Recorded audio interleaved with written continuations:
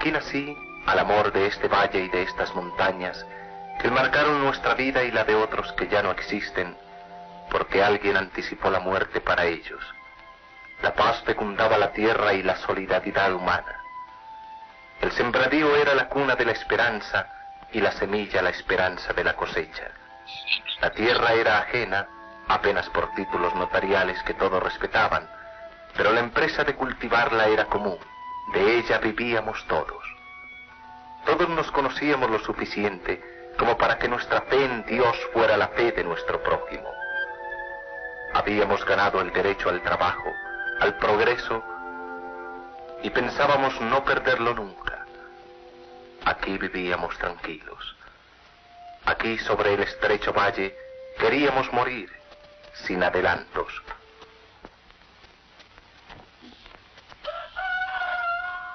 El último canto del gallo madrugador era nuestra propia voz de aliento. Con el amanecer comenzaba nuestro afán de cada día. Policarpo y Virginia, como todos, iniciaban la tarea de cada jornada con la sensación de estar ganando el pan y la dignidad. Estaban en plena formación de su hogar.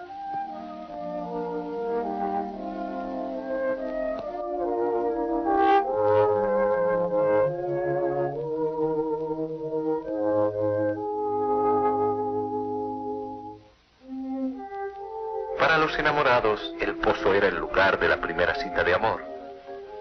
La ternura de su superficie fue el espejo de muchos romances y sus aguas tenían algo de lustral sacramento y de picaresco erotismo. Los animales compartían nuestra vida como nuestros naturales aliados en la brega y nos enorgullecían. La importancia de un vecino se medía como en los tiempos pastoriles de la Biblia, por el número y estado de sus semovientes.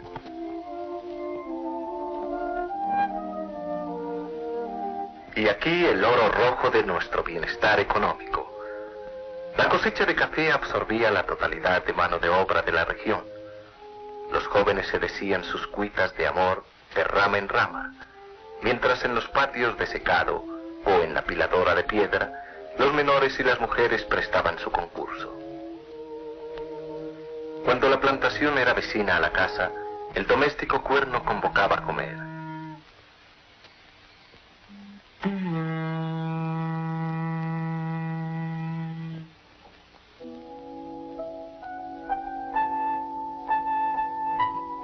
Los hombres llegaban trayendo en sus rostros la satisfacción del trabajo y la ausencia del temor, mientras las mujeres, diligentes y laboriosas, repartían el modesto almuerzo.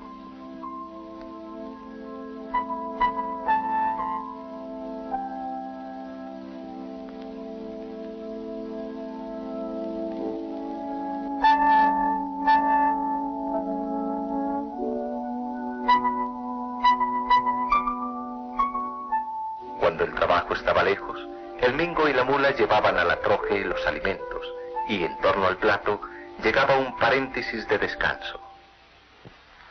La caña de azúcar, la ganadería y el tabaco eran las industrias de relleno entre cosecha y cosecha de café.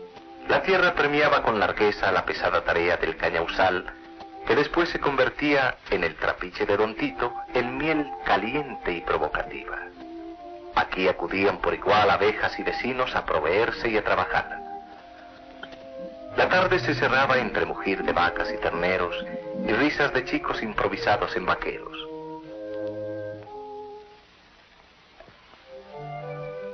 Al caer la noche, los cosecheros y cosecheras se reunían en torno a la comida y departían con el dueño de la finca y su familia.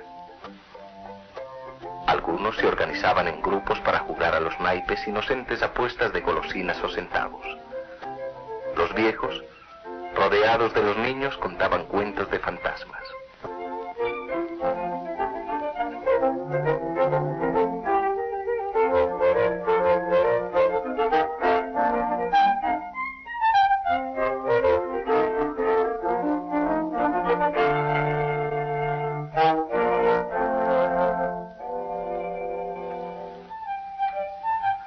Fondo musical de triples y guitarras, los enamorados aprovechaban la luna para decirse sus amores con el lenguaje de las manos.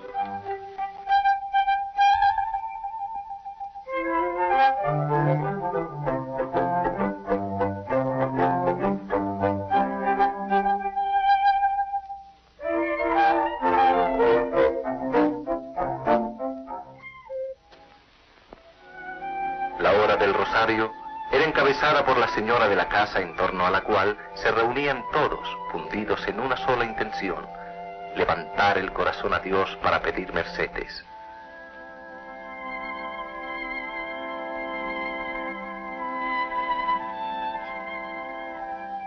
A este acto solo los novios llegaban retrasados. La última oración señalaba la hora del sueño. Las puertas se cerraban sin fallebas y sin trancas. Bastaba con que no librara de la intemperie. Afuera, la noche tranquila y serena propiciaba los castos amores. El sueño se interrumpía solo por las fantasmagorías infantiles excitadas por el relato de cuentos inofensivos: la patasola, la llorona, la luz del limonal, contra los cuales la sola presencia materna era suficiente protección.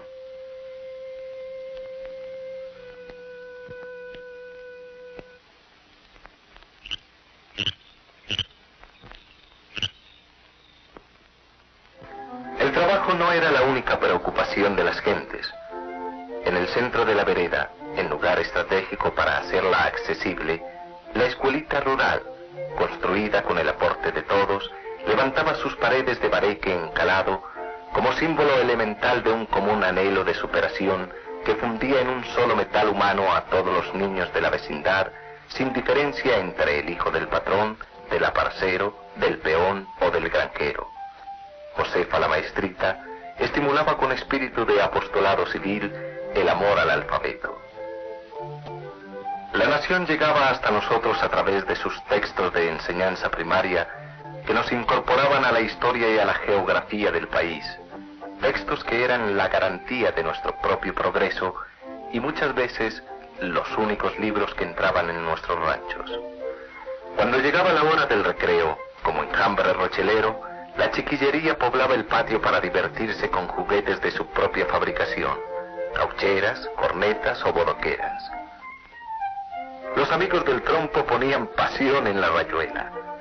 Éramos en aquella escuela los muchachos que Alan Beach veía como la verdad con la cara sucia, la sabiduría con el pelo desgreñado. Éramos la esperanza del futuro, futuro que para algunos, ay, no llegó nunca. Contaba la comarca con sus propias fuentes de abastecimiento y con inolvidables personajes típicos. Doña Juana, la mujer fuerte de la región, que administraba su propio predio con energía suficiente para poner a raya a los varones. Con igual destreza arcionaba un novillo cimarrón o cantaba coplas de su tiempo.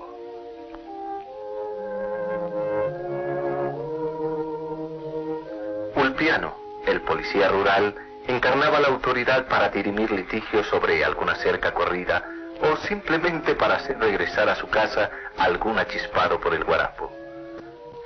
Agapito, el sobandero octogenario, era la historia abierta del lugar que había conocido a nuestros abuelos y nunca cobró por sus sobandijos, ungüentos o entablillados. La casa de Virginia era importante porque producía el pan que se alternaba con el plátano y la arepa. Las gentes decían que tenía unas manos tan afortunadas que podían amasar sin levadura. Al igual que todos los vecinos, doña Juana hacía sus encargos del pan que no podía faltar en su finca. Policarpo, el esposo de Virginia, vivía enamorado de su hogar y de sus hijos como de los potros que arrendaba. Pero sobre todo, se sentía orgulloso de que los ojos más lindos en muchos kilómetros a la redonda fueran los de su mujer. El amor imperaba en toda su casa mientras el fuego del horno ardía como una bendición. Cuando llegaba el domingo, el aseo personal y el atuendo festivo constituían la primera preocupación. Las armas guardadas y ociosas durante la semana eran complemento de las prendas domingueras y a nadie inquietaban. Si en la casa eran garantía de seguridad, afuera eran solamente objeto de adorno y de deporte.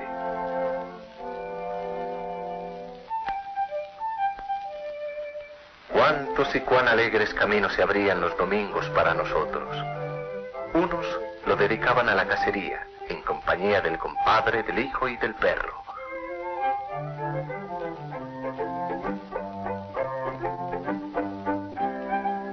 caballeros iban al río donde se lanzaba la atarraya mientras los niños jugaban con el agua.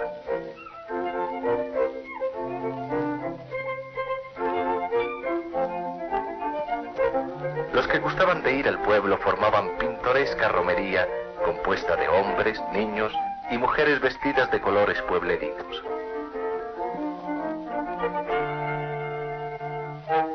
El pueblo, sentado en un valle risueño, resumía en lo social, lo administrativo y en lo económico el espíritu de nuestras gentes.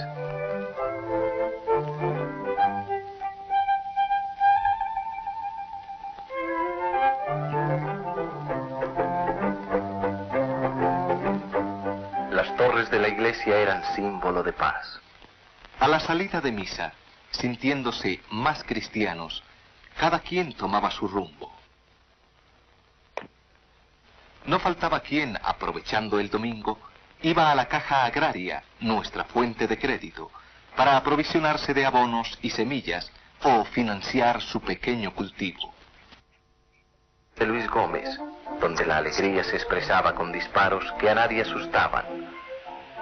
Se confundían con voladores que anunciaban las riñas de gallos, donde los giros de Doña Juana, los pintos de Luis o los arabiados de Ulpiano habían de librar el desafío.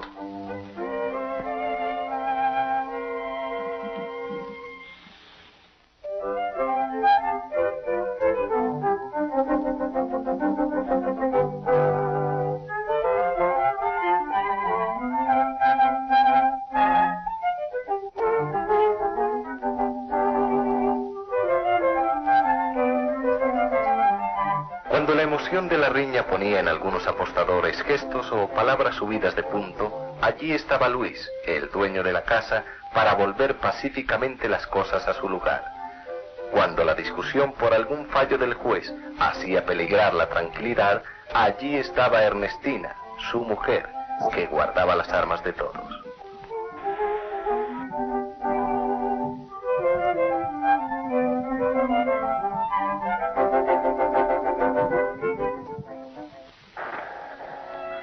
Cuando llegaba la fiesta de San Isidro Labrador, se extendía por toda la comarca contagiosa alegría, puesto que todos éramos labradores.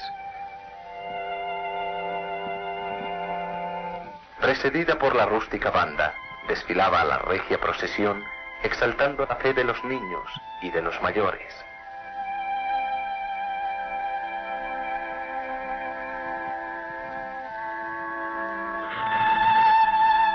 Los soplanotas, que no conocían de música sacra, al igual que los bambuqueros, obsequiaban con aires nacionales la beatitud del santo.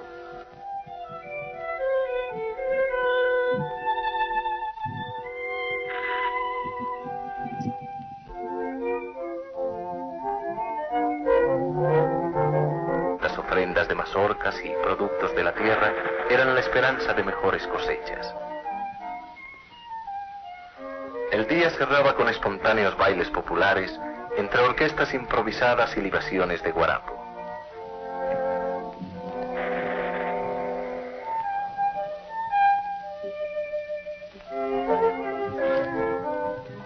Pero las verdaderas fiestas tradicionales eran los Reyes el 6 de enero y la Purísima el 8 de diciembre.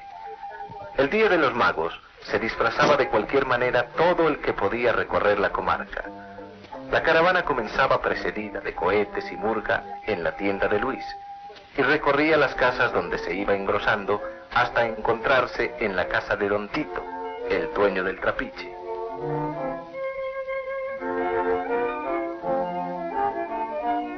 No eran extrañas las equivocaciones de las parejas que se amartelaban para descubrir después que la presunta Dulcinea resultaba ser nada menos que Ulpiano, Agapito o Doña Juana.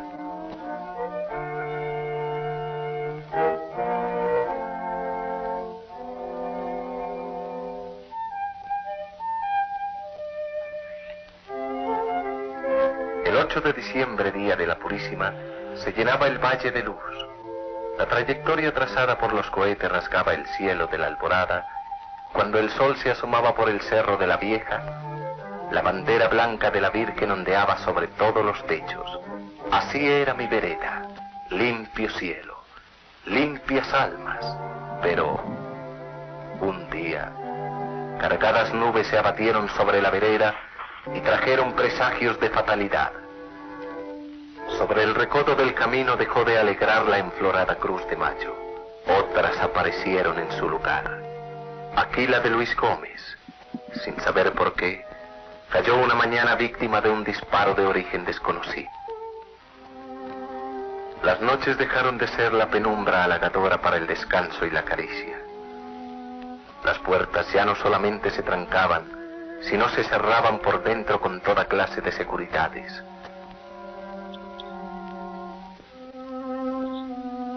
Tan solo Agapito el sobandero continuaba siendo huésped de los corredores, pero un día también cayó al pasar el arroyo.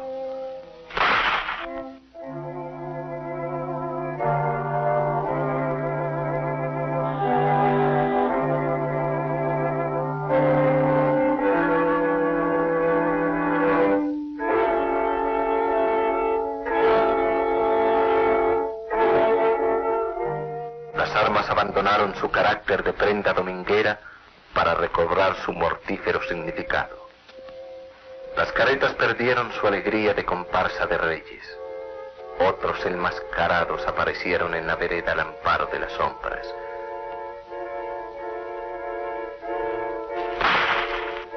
Y esta vez, las víctimas fueron dos campesinos inocentes que no tenían más bandera que la de su amor.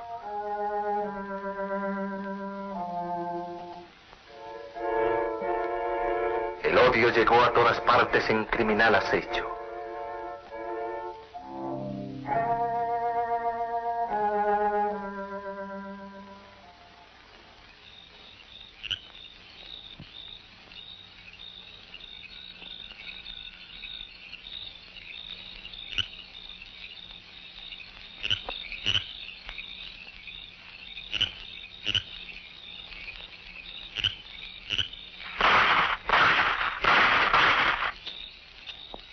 La panadería ardió en medio de disparos traicioneros. Solo Virginia pudo salvarse, pero agregando a la pérdida de su amor la de su pudor como última ignominia.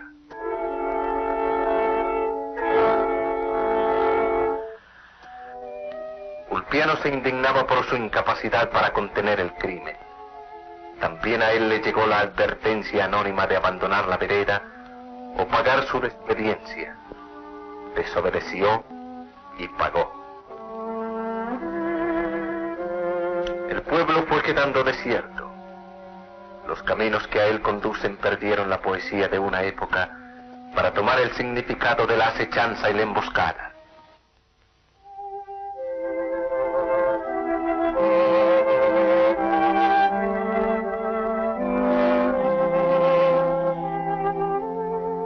Después de algunos años regresé a mi vereda, o mejor dicho, al yermo de lo que fue mi vereda.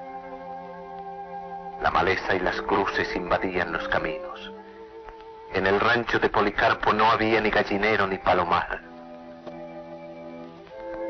La tienda de Luis Gómez deshabitada, cerrada la escuela y dispersos mis compañeros de aula. El trapiche apagado, sin miel y sin abejas. Los cafetales invadidos por la hierba. Los potreros de Doña Juana abundaban en maleza y escaseaban en ganado. Los escombros de la panadería estaban negros de humo y de luto. Doña Juana, que no quiso abandonar su finca, pasaba la mayor parte del tiempo en una esquina del corredor. En el ángulo opuesto otra mujer rezaba. Me acerqué a ella y la identifiqué.